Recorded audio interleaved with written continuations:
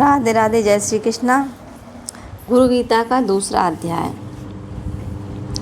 जो ब्रह्मानंद स्वरूप हैं, परम सुख देने वाले, जो केवल ज्ञान स्वरूप हैं, सुख दुख चीड़ उष्ण आदि द्वंद्वों से रहित, आकाश के समान सूक्ष्म और सर्वव्यापक हैं, तत्त्वमसि आदि महावाक्यों के लक्ष्यार्थ एक हैं, नित्य हैं, मल रहित हैं, अचल हैं, सर्व बुद्धियों के साक्षी हैं, भावना से परे हैं, सत्य रज और तम तीनों गुणों से रहित हैं, ऐसे गुरुदेव को नमस्कार करता हूँ। श्री गुरुदेव के द्वारा उपदिष्ट मार्ग से मन की शुद्धि करनी चाहिए। जो कुछ भी अनित्य वस्तु अपनी इंद्रियों का विषय हो जाएं, उनका खंडन निराकरण करना चाहिए। यहाँ ज़्यादा कहने से क्या लाभ। श्री गुरुदेव की परम कृपा के बिना करोड़ों शास्त्रों से भी चित्त की विश्रांति दुर्लभ है।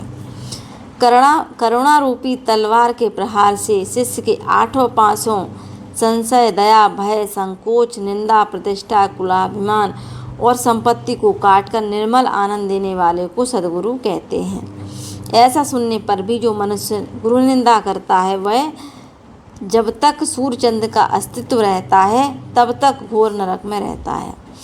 हे देवी, देह कल्प के अंत तक रहे तब तक श्री गुरुदेव का स्मरण करना चाहिए और आत्मज्ञानी होने के बाद भी स्वच्छंद अर्थात स्वरूप का छंद मिलने पर भी शिष्य को गुरुदेव की शरण नहीं छोड़नी चाहिए।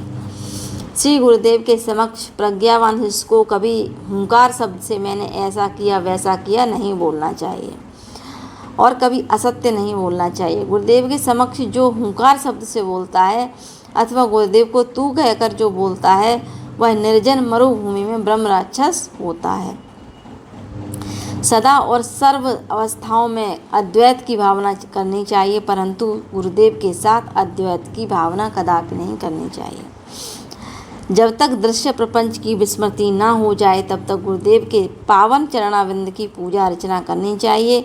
ऐसे करने वाले को ही केवल पद की प्राप्ति होती है, इससे विपरीत करने वाले को नहीं होती। संपूर्ण तत्वज्ञ भी यदि गुरु का त्याग कर दे तो मृत्यु को समय उसे महान विक्षेप अवश्य हो जाता है। हे देवी, गुरु के रहने पर अपने आप किसी को उपदेश नहीं देना चाहिए। इस प्रकार उपदेश देने वाला ब्रह्म राक्षस होता है। गुरु के आश्रम में नशा नहीं करना चाहिए, टहलना नहीं चाहिए, दीक्षा देना, व्याख्यान करना, प्रभु तत्व दिखाना और गुरु को आज्ञा करना, ये सब निषिद्ध है। गुरु के आश्रम में अपना छप्पर और पलंग नहीं बनाने चाहिए। गुरुदेव के सम्मुख पैर नहीं पसारने चाहिए, शरीर के भोग भोगने नहीं चाहिए और अन्य लीलाएं भी नहीं करनी चाहिए। गुरु की बात सच्ची हो या झूठी हो, परंतु उसका कभी उल्लंघन नहीं करना चाहिए। रात और दिन गुरुदेव की आज्ञा का पालन करते हुए उनके सानिध्य में दास बनकर रहना चाहिए। जो द्रव्य गुरुदेव ने नहीं दिया हो उसका कभी उपयोग नहीं करना चाहिए।